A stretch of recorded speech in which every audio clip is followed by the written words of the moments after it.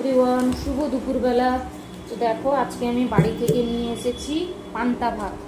ঠিক আছে, এই গরমে একদম দারুণ খাবার হচ্ছে পান্তা ভাত। তো পান্তা ভাতটাকে আমি এখন রেডি করছি। ঠিক আছে, কাঁচা লঙ্কা আনতে তো ভুলে গেছি, আর পান্তা ভাতের সাথে কী কী খাবো দেখো। দেরি হয়ে গেছিলো সকালে ঘুম থেকে উঠতে, তো বেশি কিছু বানিয়ে আনতে পারিনি। এই শাক ভাজা আর ভেন্ডি ভাজা এনেছে, মানে ভেন্ডি ঝাল যেটাকে বলে। তো যাই হোক, আমি তোমাদেরকে ব্যাক ক্যামেরায় দেখাচ্ছি। আর আমি নিচে বসে খাচ্ছি কেন, এই ফ্যানটার জন্য ভীষণ গরম লাগছে, আর মুখে যে কি বেরিয়েছে কমছেই না। তো চলো ব্যাক ক্যামেরায় দেখাচ্ছি।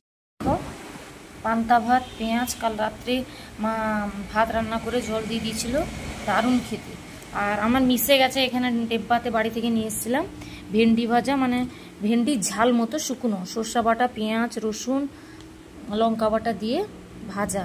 কত দিয়েছে দেখো মা, প্রচুর পরিমাণে দিয়েছে। এত একা খাওয়া আমার পক্ষে সম্ভব না, কি দিয়ে দিয়েছে।